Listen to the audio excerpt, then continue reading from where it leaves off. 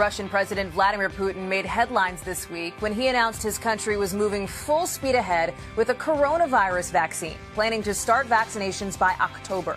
There's a lot of skepticism in the medical community about how effective the Russian vaccine will really be, but it highlights the worldwide race to protect as many people as possible. Still, even when there is a vaccine, how well will it work, and will it really come as soon as we think? Molly Hunter takes a look in our Sunday Focus. As Russian President Vladimir Putin boasted to the world that his country had produced a vaccine first, announcing plans to vaccinate 30 million Russians in October, scientists from around the world were doubtful.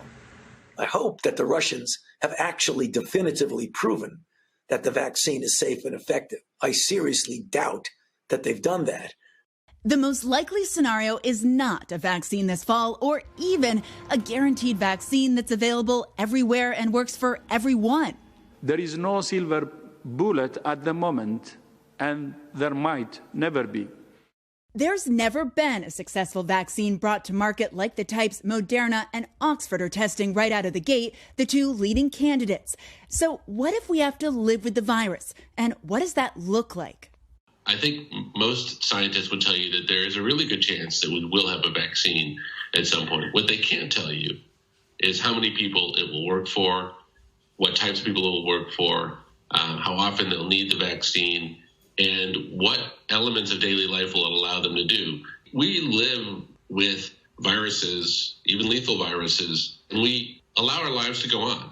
We don't let it cripple us. So we can live with this, is what you're saying? I think one way or the other, we will live with this, and we will minimize the losses in the process. Now, a lot of the adjustments that we've all been making, including shops and restaurants, allowing fewer people inside, spacing people outside, well, a lot of these adjustments may be here to stay even once we have vaccines. The vaccine dangled as a promise, a get-out-of-jail-free card, a savior. We're going to have a vaccine very soon.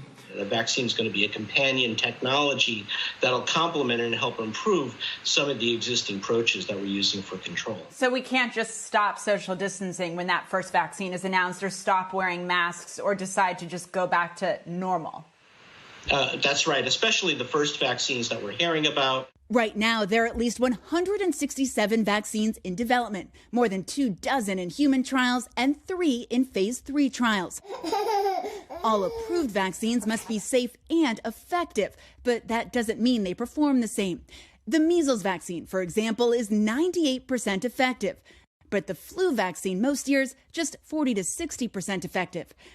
For coronavirus, the FDA will require the vaccine to be at least 50% effective, and by that they mean prevent or reduce its severity in at least 50% of the people that get it.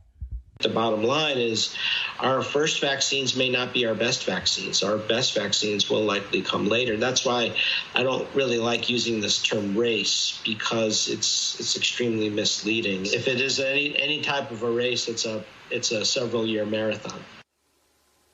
Molly joins me now. Molly, so once there is a vaccine, hopefully in record time, right? That's not the end. How many people need to actually get it for it to be effective?